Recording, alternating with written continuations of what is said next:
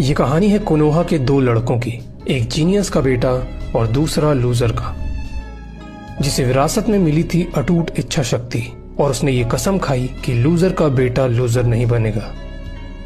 तो क्या हुआ अगर तुम निंजुत्सु नहीं कर सकते और ना ही गेंजुत्सु, तुम ताइजुत्सु में सबसे बेहतर बन सकते हो। जिस दिन ककाशी निंजा एकेडमी के एंट्रेंस एग्जाम में टॉप पर आया था, उस दिन माइट गाय उसमें फेल हो गया था। Don't give up. You hear? Don't look away.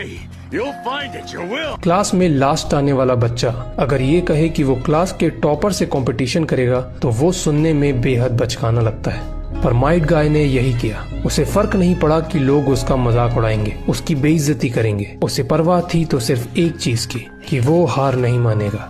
गाय के पिता ने गुजरने से पहले उसे सिर्फ एक लक्ष्य ही नहीं बल्कि उस तक पहुंचने का एक सीक्रेट रास्ता भी बताया था, द सेल्फ रूल, जो एक मामूली मगर बेहद कठिन तरीका है ट्रेनिंग के जरिए अपनी ताकत को एक्सपोनेंशियली बढ़ाने का।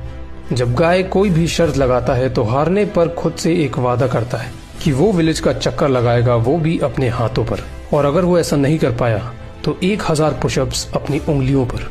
ये वादे सुनने में पागलपन लगते हैं, पर इसी पागलपन के रास्ते चलकर वो अपनी शारीरिक हदों को पार करता चला गया।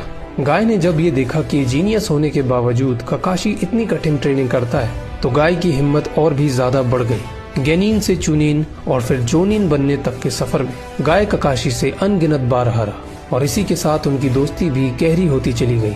और आखिर एक दिन आया जब ककाशी ने गाय को अपनी टक्कर का निंजा मान लिया। Might Guy jonin level Ninja बन चुका था।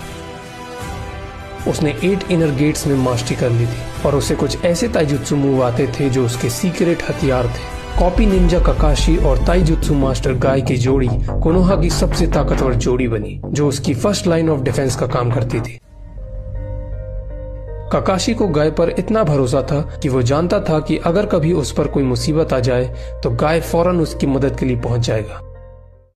और ऐसा हुआ। ओनोकी का डस्ट रिलीज किसी भी चीज को मॉलिक्यूलर लेवल पर तोड़ सकता है, तो क्या हम उससे कागुया ओत्सुत्सुकी को मार सकते हैं? चलिए जानते हैं। हमने देखा है कि पार्टिकल डिसमेंटलिंग मादरा के ढेरों सुसन्नों को मिटा चुका है, और ये सच है कि बड़े से बड़ा शिनोबी भी अगर उसकी चपेट में आ जाए तो उसका अस्तित्व भी मिट जाएगा। तो क्या वाकई इससे कागुया को खत्म किया जा सकता है? जवाब है नहीं, जिसके 2 कारण है। पहला कि इस जुत्सु की गति काफी धीमी है, जो कागुया की गति के सामने कुछ भी नहीं, और दूसरा कि ये सिर्फ फिजिकल मैटर पर काम करता है। तो अगर किसी तरह इससे कागुया पर हमला हो भी जाए तो मॉलिक्यूलर लेवल पर टूटने के बावजूद वो जिंदा हो जाएगी, क्योंकि उसका वजूद सिर्फ उसके शरीर से नहीं है। वो दरअसल चक्रा से बना हुआ एक जीव है जिसे मिटाया नहीं जा सकता, केवल सील किया जा सकता है, वो भी यिन यांग सील के जरिए, जो हागुरोमो और हामुरा के बाद सिर्फ नारुतो और सासुके कर सकते हैं।